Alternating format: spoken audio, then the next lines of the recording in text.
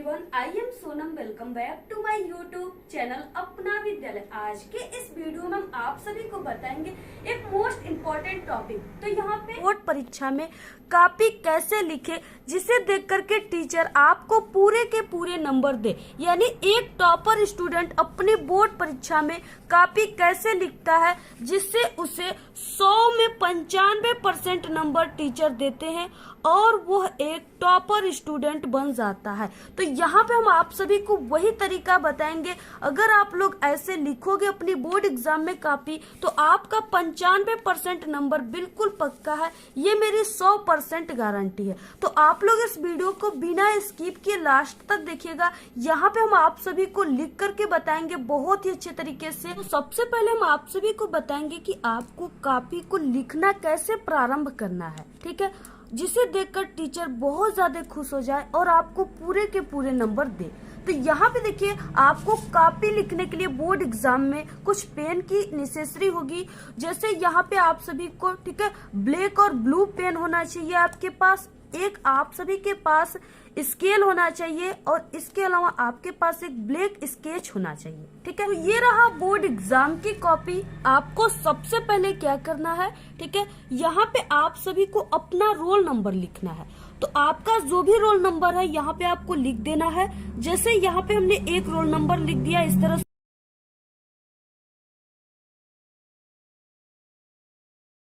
ये क्या है कि 10 अंकों का रोल नंबर है। इसके बाद यहाँ पे, ठीक है, नाम तो आपको लिख देना है। और वैसे भी बोर्ड एग्जाम में नाम नहीं लिखा जाता है, तो यहाँ पे हमने लिख दिया। इसके बाद यहाँ पे आपको दिनांक डालना है, ठीक है। जिस तारीख को आप लोग दे रहे हो एग्जाम वही आपको दिनांक यहाँ पे लिख देना है। तो यहाँ पे हम लिख देते हैं 16/2/2023। इसके बाद यहाँ पे आपको अपनी क्लास लिखना है। तो यहाँ पे आप लोग जिस क्लास में हो आप लोग यहाँ पे लिख दो। इसके बाद सब्जेक्ट, यहाँ पे आप लोग जिस सब्जेक्ट का पेपर दे रहे हो वही आप सभी को लिख देना है। इसके बाद पूर्णांक, तो आपका जो हिंदी है, ठीक है, वो 70 नंबर का है, तो यही पूर्णांक आप सभी को यहाँ पे लिख देना। जैसे हम एक टीचर हैं तो आप लोग हमारे तरीके से अगर कॉपी लिखोगे तो हम आप सभी को पहले से ही 70 नंबर दे देते हैं। यानी 70 में 70 आप सभी को मिलेगा अगर आप लोग ऐसा कॉपी लिखोगे तब। तो यहाँ पे देखिए, इसके बाद लिखना यहाँ से प्रारंभ करना है आपको, यानी यहीं से आपको लिखना प्रारंभ कर देना है। तो अब आप सभी को बताएंगे किस तरीके से आपको शुरुआत करना है। टीचर कॉपी में सबसे पहले आपके क्या देखता है और वो खुश होकर पूरे नंबर दे देता है। सबसे पहले आप सभी को यहाँ पे लाइनिंग कर देना है। यहाँ पे आप सभी को पेपर में किसी भी क्वेश्चन को करने से पहले सबसे पहले आप सभी को उस क्वेश्चन का नंबर लिखना है, ठीक है, यानी प्रश्नोत्तर संख्या लिखना है। तो यहाँ पे आपको लिखना है प्रश्नोत्तर संख्या।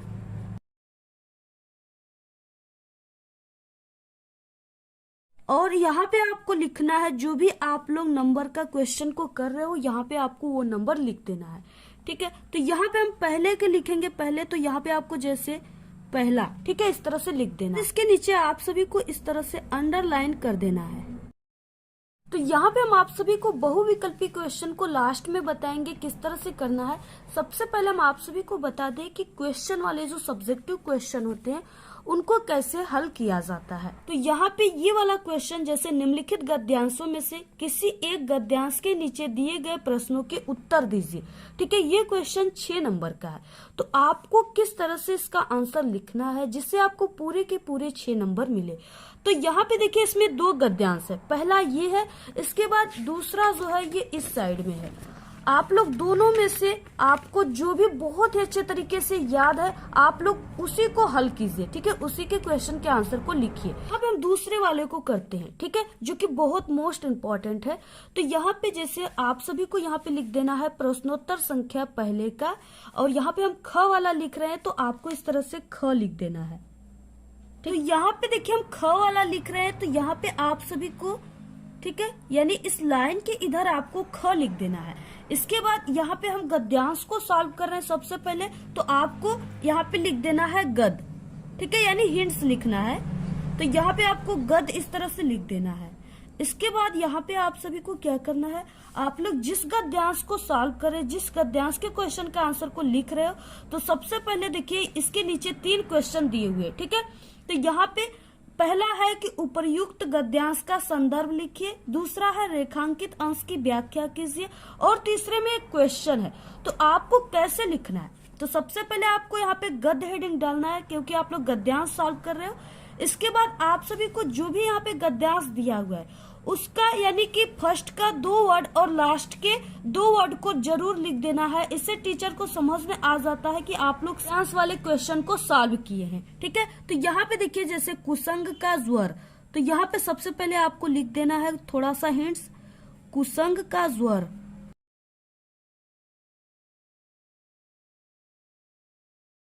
इसके बाद आप सभी को इस तरह से डैश डैश करके इसके लास्ट वाले वर्ड यानी उठाती जाएगी लिख देना है, ठीक है।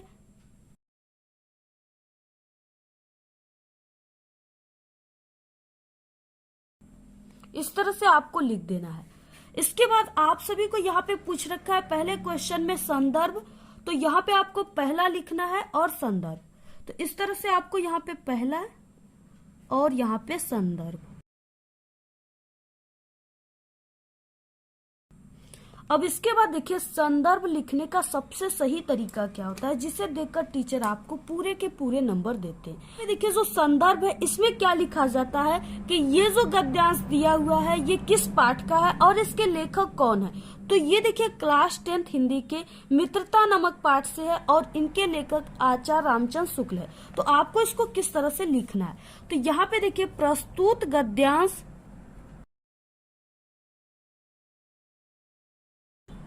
ठीक है। अगर आप लोग पद्यांश को सॉल्व करोगे तो यहाँ पे पद्यांश लिखेंगे, यहाँ पे हम गद्यांश को सॉल्व कर रहे हैं, ठीक है। तो प्रस्तुत गद्यांश हमारी पाठ्य पुस्तक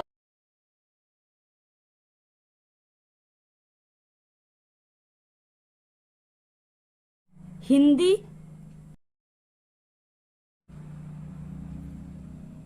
इस तरह से आपको हिंदी लिखना है ब्लैक पेन से, और यहाँ पे आपको कामा जरूर लगा देना है। तो पाठ्य पुस्तक हिंदी गद्य खंड में संकलित, ठीक है, मित्रता नामक पाठ से लिया गया है। तो यहाँ पे आपको ब्लैक पेन से लिखना है मित्रता,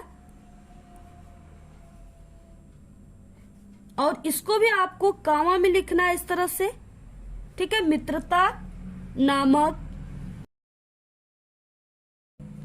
पाठ से लिया गया है।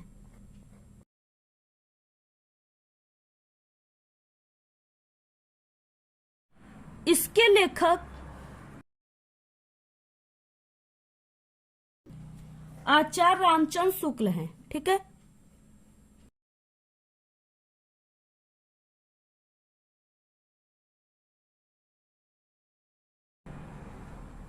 शुक्ल, इस तरह से आपको इनको भी कामा में लिखना है, ठीक है। आचार्य रामचंद्र शुक्ल हैं।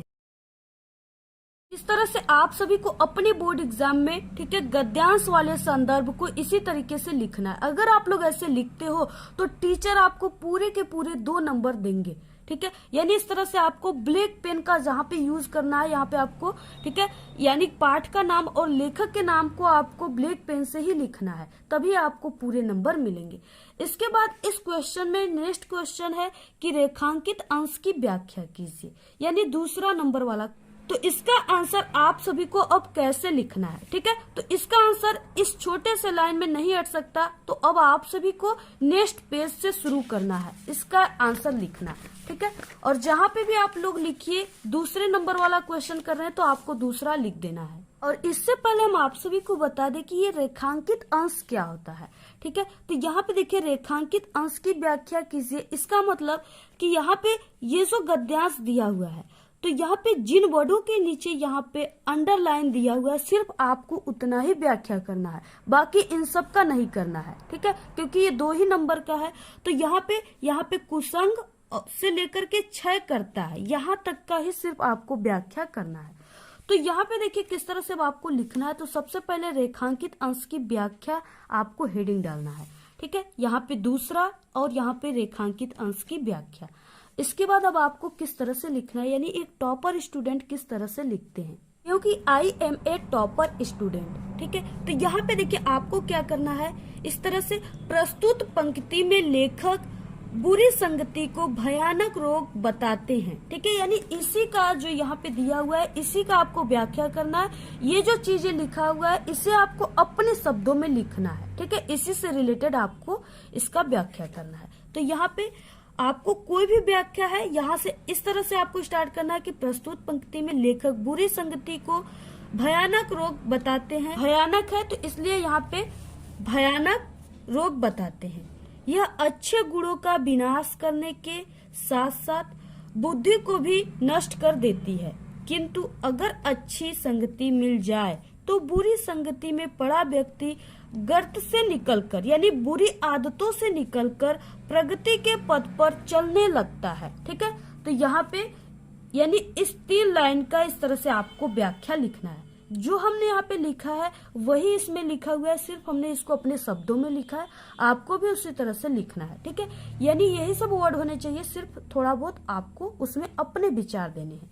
इसके बाद इसमें नेक्स्ट है तीसरा है कि कुसंग का मनुष्य के जीवन पर क्या प्रभाव पड़ता है। ठीक है, तीसरा क्वेश्चन, तो इसका आंसर आप सभी को इसी में से लिखा जाता है ढूंढकर।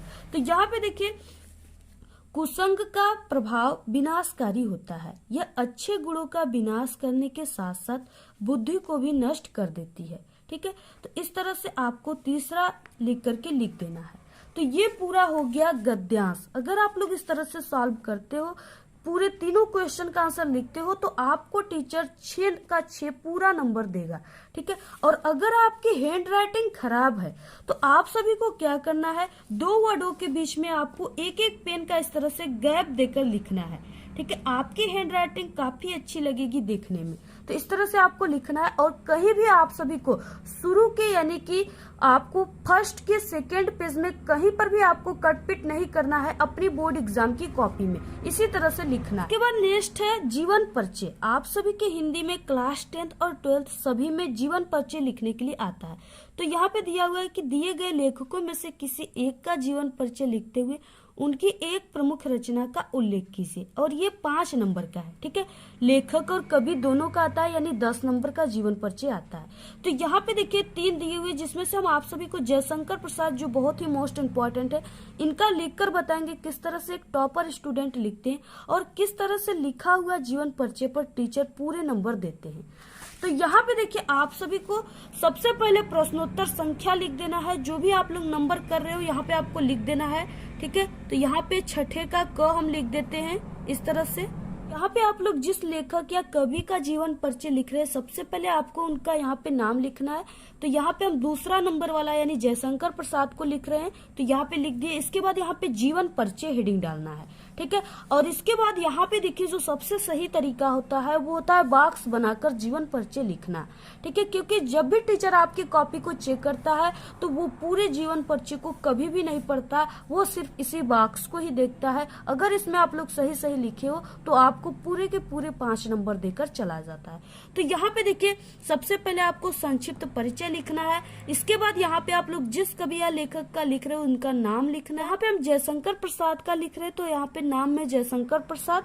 इसके बाद जन्म स्थान, तो जयशंकर प्रसाद का जो जन्म हुआ था वो 1889 ईस्वी में हुआ था काशी वाराणसी में, और कहीं कहीं आप सभी को 1890 भी देखने को मिल जाएगा। ठीक है, तो दोनों जन्म सही है, आप लोग दोनों में से कोई को भी लिख सकते हो, या आप लोग 1889 या आप लोग 1890। ठीक है, दोनों लिखिए, बिल्कुल दोनों सही रहेगा। पिता का नाम देवी प्रसाद, और इनकी आपको एक रचनाएं यहाँ पे लिख देना है। तो रचनाएं जैसे हमने यहाँ पे कामयानी, लहर, झरना 3 लिख दिया। ठीक है, मृत्यु 1937 ईस्वी में इनकी मृत्यु हो गई थी। और इसके बाद देखिए आप सभी को इसी बॉक्स में आप लोग जो भी लिखे हो आपको यहाँ पे वही सब चीजें लिख देना है। तो यहाँ पे जयशंकर प्रसाद का जन्म काशी के एक प्रतिष्ठित वैश्य परिवार में सन 1889 ईस्वी में हुआ था। इनके पिता का नाम देवी प्रसाद था तथा माता का नाम मुन्नी देवी था।